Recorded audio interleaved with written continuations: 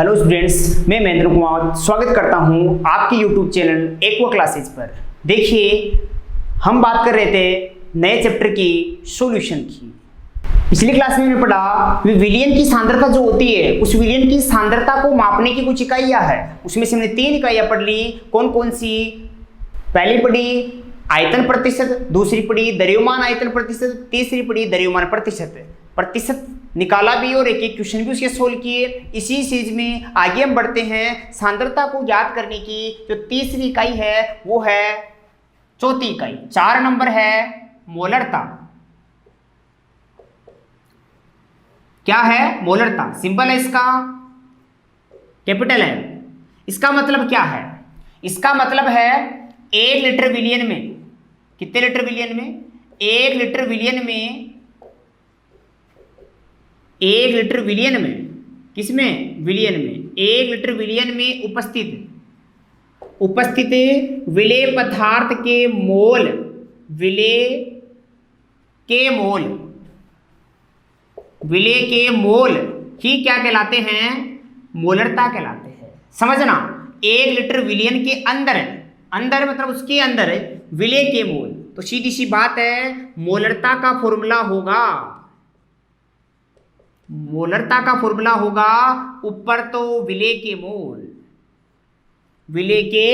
मोल और बेटा नीचे होगा विलियन का। लीटर है तो आयतन, तो विलियन का आयतन, ठीक है, विलियन का आयतन। दूसरी चीज, विलेय के मोल जो होते हैं ना, मोल को डिनोट करते बेटा एन से। और एक बात मैं बता चुका हूं, पहले पदार्थ लेते हैं विलायकर, दूसरा लेते हैं विलेय। पहला हो गया एन, दूसरा हो गया बी। तो विलेय पहला हुआ कि दूसरा तो एन बी आएगा। विलियन के आयतन की बात करें तो विलियन के आयतन में पूरा विलियन का आयतन आता है। तो यहां शॉर्ट में इसे भी लिख सकते हैं। क्या लिख सकते हैं? N B. और वॉल्यूम ऑफ सॉल्यूशन किस में? लीटर में। एक बात का और ख्याल रखना है कि आयतन जो लेना है वो लीटर में ही लेना है। एक चीज मैं यहां सिखा देता हूं आपको, मोल कैसे निकालते हैं। मोल किसी की भी निकालनी हो ना, 11th क्लास में पढ़ाया था आपको वैसे, बट यहां भी समझ लीजिए, मोल निकालने का तरीका होता है W/M। मतलब कोई भी किसी का वेट दे रखा है, उस वेट में किसका भाग दे दो? उसके अणुभार का, मोलर द्रव्यमान का भाग दे दीजिए, उसके मोल आ जाएंगे। ठीक है, तो यहां पे W/M से मोल N निकाला जा सकता है। अब N कौन सा वाला N है? N B वाला N है। तो यहां भी B, यहां भी B, यहां भी B। तो जहां N है वहां ये वैल्यू रख सकते हैं। तो ये मोलरता क्या हो जाएगी? WB/MB गुणा volume of solution in litre. किसमें? लीटर में। बाय द वे मान लीजिए ये लीटर में ना हो और क्वेश्चन आ जाए और उसमें मात्रा दे दी ml में, तो क्या करोगे? तो आपका एक ही सपना होगा, लीटर को बदलना ही, ml को लीटर में बदलना ही होगा, या आपको करना ही होगा। तो ml को लीटर में बदलोगे आप, ध्यान रखना इस चीज का। ml को लीटर में बदलोगे आप, बदलना ही होगा आपको। ठीक है, तो ml को लीटर में बदल लोगे आप। ओके, पहला काम तो आपका ये होगा। अब लीटर में बदलने के लिए क्या होता है? लीटर में बदलने के लिए ml में 1000 का भाग दे दो। तो यदि आज ml में वैल्यू होती है तो नीचे 1000 का भाग दोगे, 1000 ऊपर चला जाएगा। तो क्या सूत्र बन जाएगा? कैपिटल M इक्वल हो जाएगा WB/MB volume of solution, but ml में है इस बार। ml में होने से 1000 नीचे लगना चाहिए था, बट वो ऊपर चला गया और 1000 आ गया ऊपर। इस सूत्र के द्वारा भी हम किसी भी विलयन की मोलरता ज्ञात कर सकते हैं। क्या कर सकते हैं? मोलरता ज्ञात कर सकते हैं। ठीक है, और अच्छे से मोलरता को समझने के लिए हम एक इसके लिए क्वेश्चन लेते हैं, न्यूमेरिकल लेते हैं एक। देखिए, समझिएगा इस चीज को। क्वेश्चन इस प्रकार से है, 36 ग्राम ग्लूकोज को जल में घोलकर 100 ml विलयन बनाया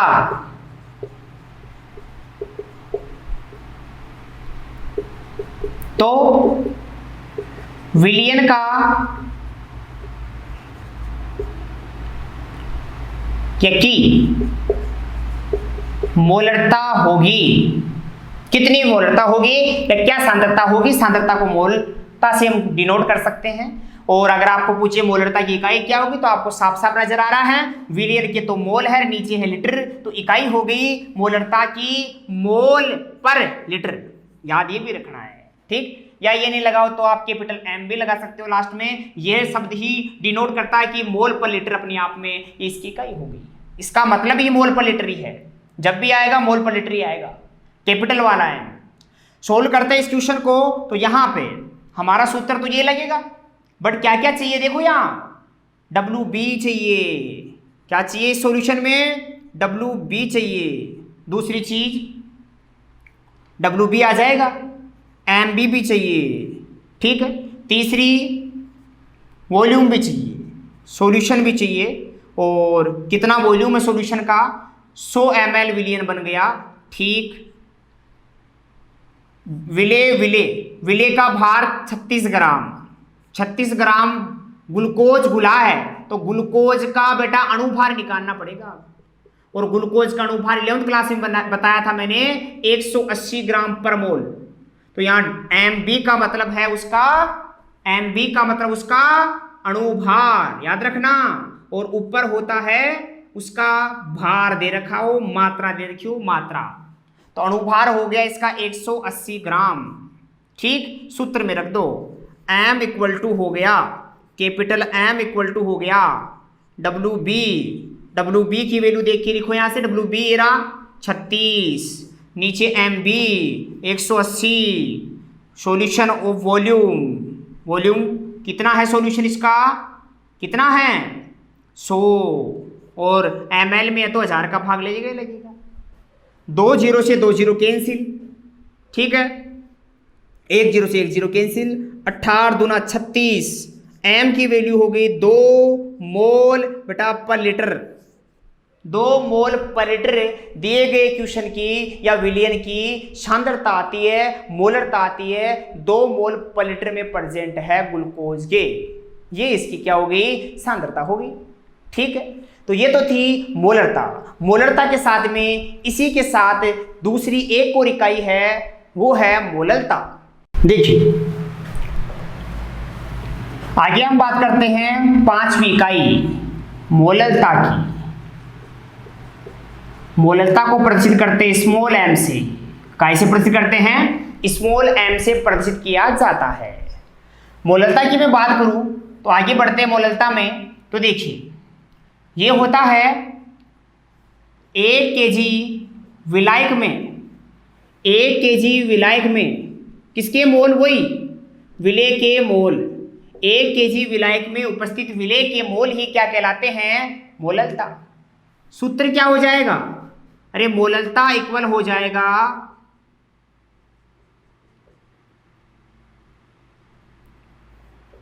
ऊपर तो विलेय के मोल और नीचे विलायक का द्रव्यमान, और वो भी इकाई में केजी में। ये शर्त है इसकी।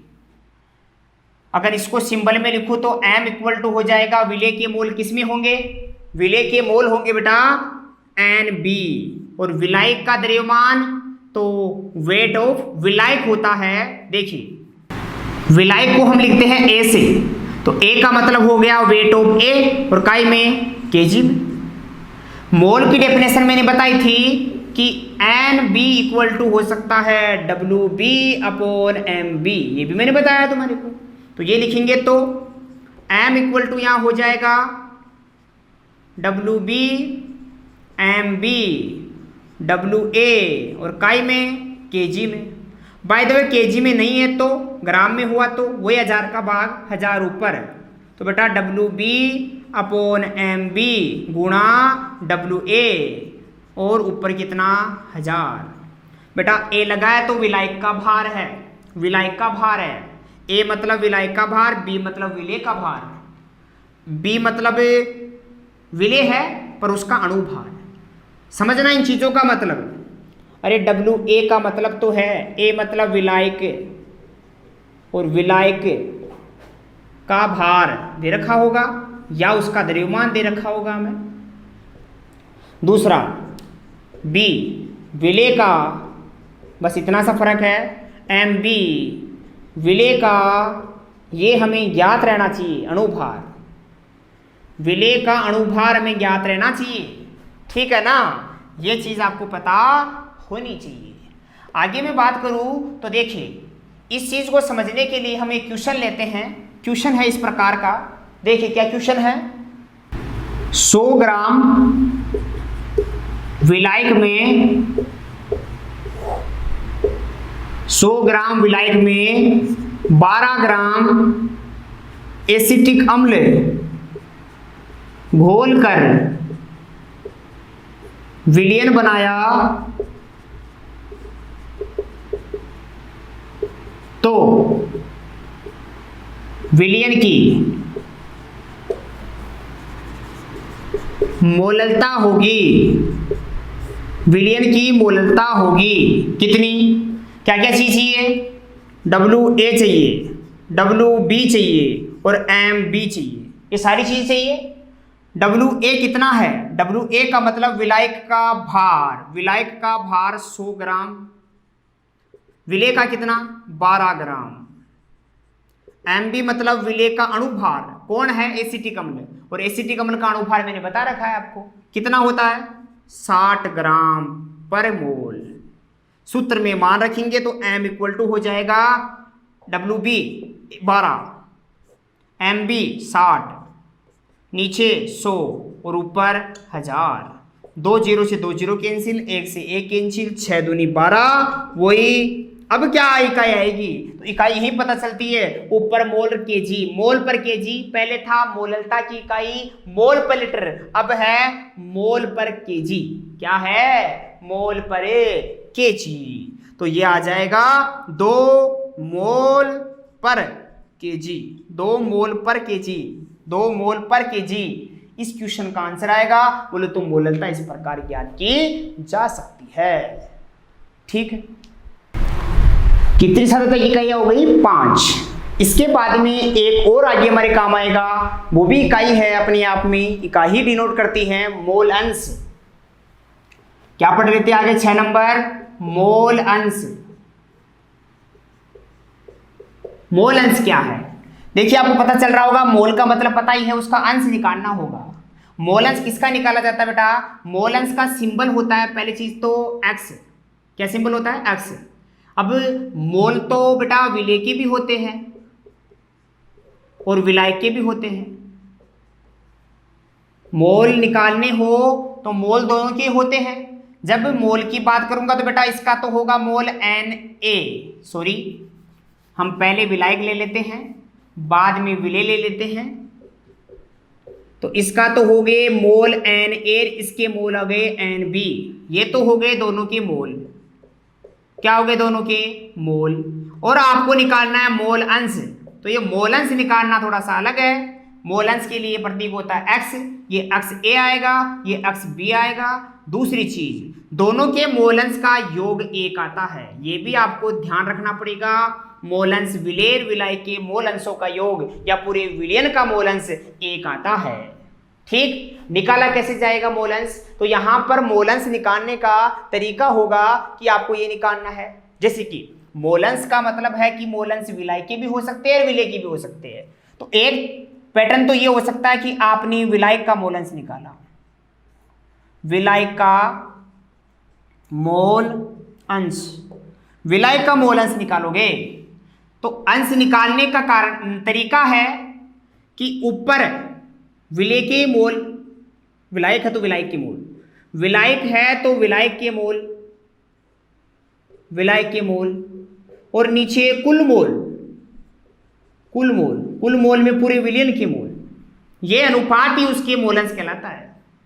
किसी भी घटक के मोल अंश उसी के मोल और कुल मोलों का अनुपात मोलंश कहलाता है।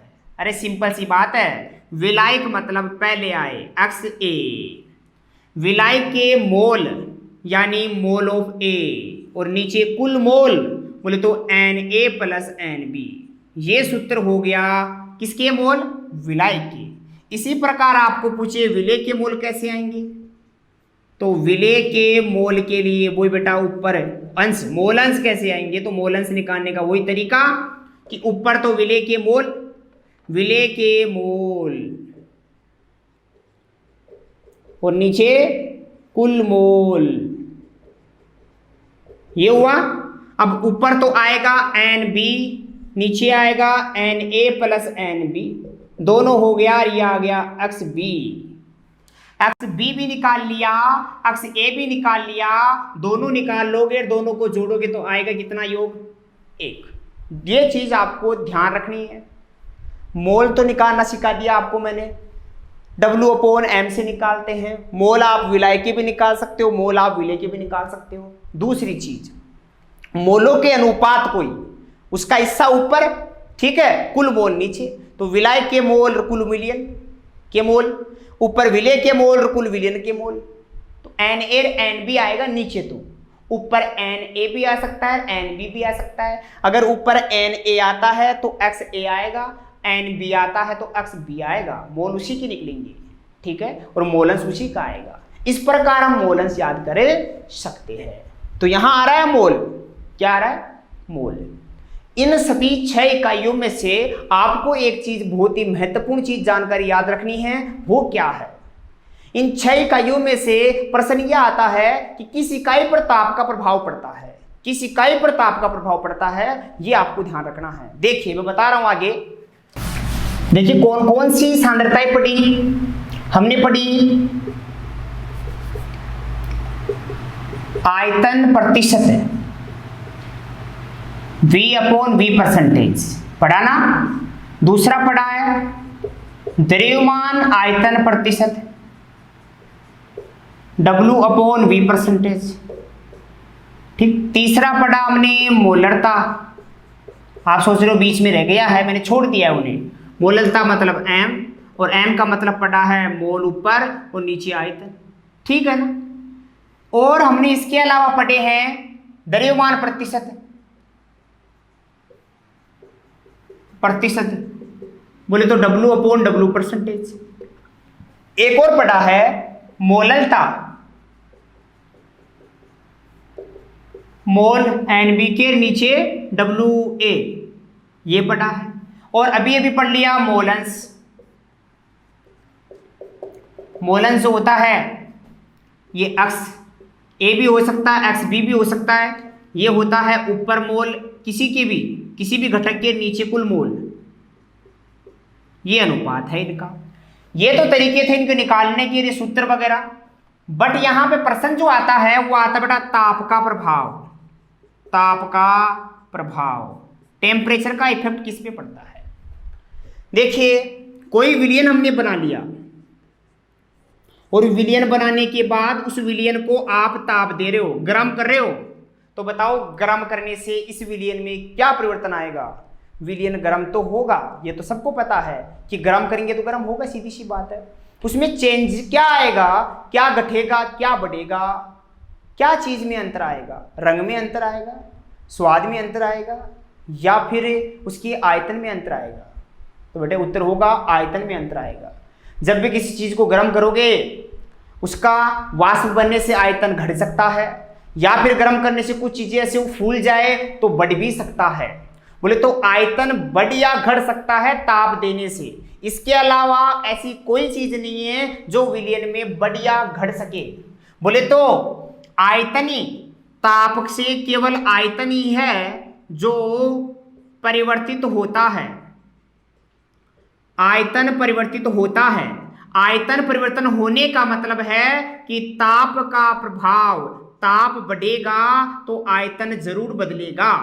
ताप परिवर्तन, ताप का क्या परिवर्तन, जो ताप का परिवर्तन है,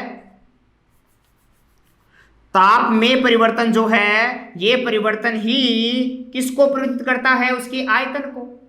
जिस जिस सांद्रता में आयतन आ रहा है वो है आयतन प्रतिशत में, द्रव्यमान प्रतिशत में, मोललता प्रतिशत में, तीनों में वी आयतन है। आयतन तीनों में है तो ताप के देने से बेटे तीनों का आयतन बदलेगा और आयतन के बदलने से ये तीनों ही बदल जाएंगे।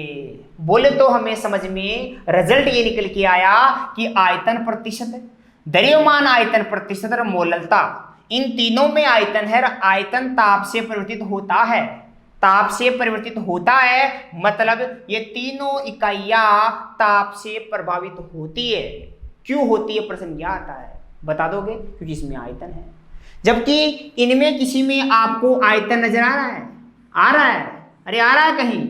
आयतन नहीं है। आयतन नहीं है तो ये सारी की सारी नो चेंज, कोई चेंजेज नहीं होगा।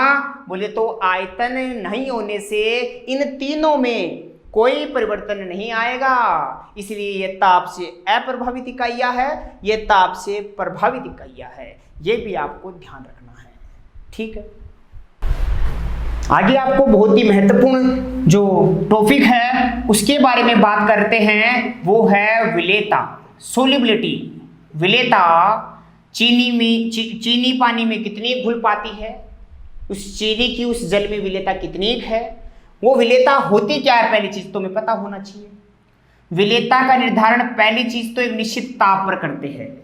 बेटा जब भी विलेयता चेक करना चाहते हो कि आप विलेयता कितनी है किसी विलयन में, चीनी की उसमें विलेयता कितनी है, पानी 1 गिलास पानी है, 1 गिलास पानी में चीनी कितनी घुलेगी, 1 चम्मच घुलेगी, 2 चम्मच घुलेगी, ये चेक करना ही विलेयता है। पानी में चीनी कितनी घुलेगी तो पानी क्या है, विलायक है। चीनी कितनी घुलेगी तो चीनी क्या हुआ, विलेय हुआ। वो विलेय पदार्थ की जो मात्रा है, विलेय पदार्थ की मात्रा ही उसकी विलेयता है। बट शर्त है ताप गर्म करोगे, अरे गर्म पानी में चीनी बहुत सारी घुल सकती है, पर ठंडा पानी है तो 1 चम्मच घुलना मुश्किल होता है ना, हिलाए जाते हो चम्मच को, हिलाए जाते हो तब जाके घुलता है, ठीक है ना।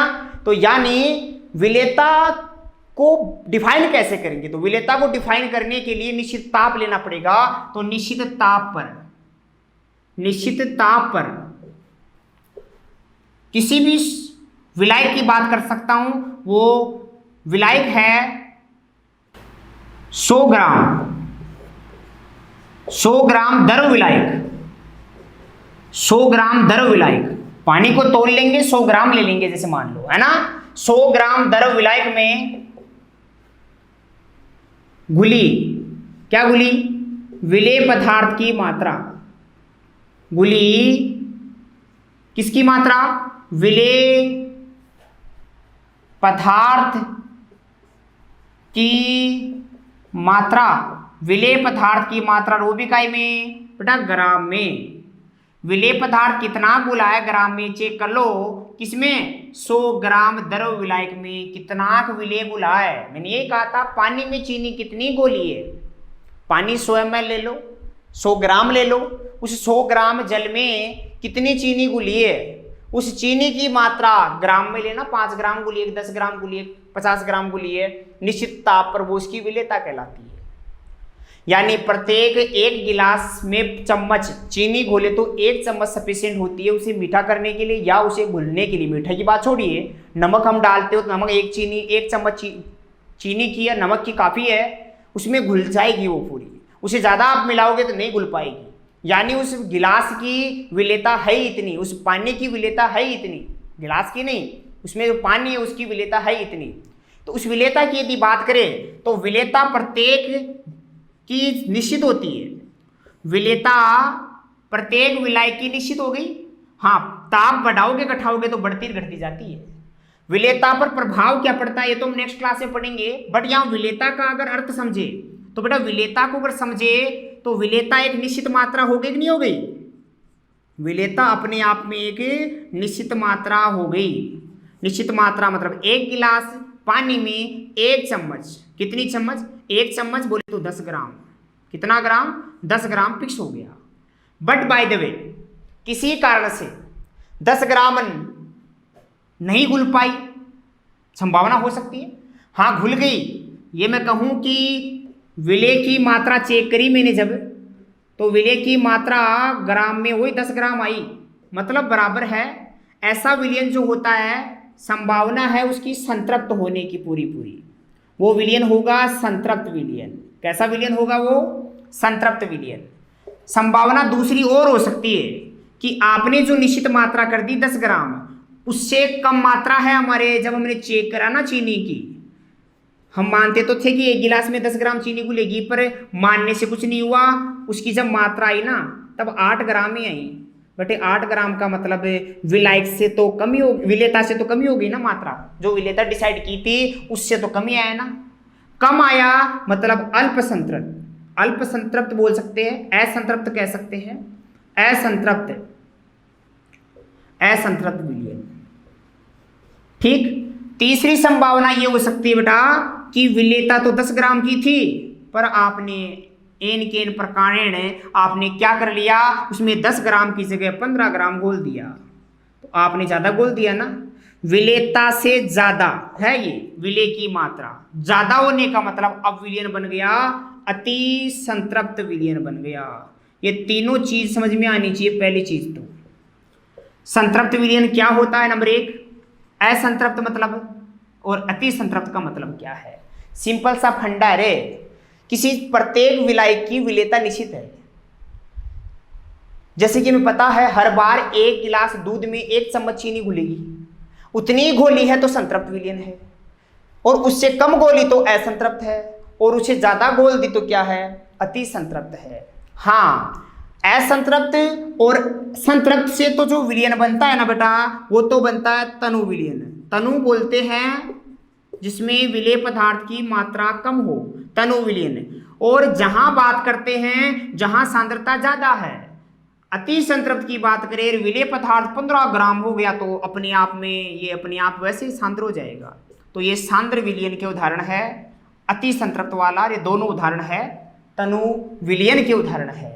ये आपको पता होना चाहिए। ये थी विलेयता। अब विलेयता को समझने के लिए ये समझ लो कि कभी कभी हम जल में ठोस भी मिलाते हैं, जैसे कि जल में चीनी, और हमारे लिए जो इंपॉर्टेंट है वो जल में है गैस। वो भी हमें पढ़ना है कि कोल्ड ड्रिंक जो बनाते हैं, सोडा वाटर जो बनाते हैं, उस सोडा वाटर में ऐसा ही तो होता है, लिक्विड में गैस मिलाते हैं, लिक्विड में ठोस मिलाते हैं। ये ठोस चीनी घोला, नमक घोला, ये भी हम पढ़ेंगे, और दरों में गैस कैसे घोली, कैसे प्रभाव पड़ते हैं, ये पढ़ेंगे। तो नेक्स्ट क्लास में हम पढ़ेंगे विलेयता को प्रभावित करने वाले कारक। आज के लिए इतना ही। Thank you.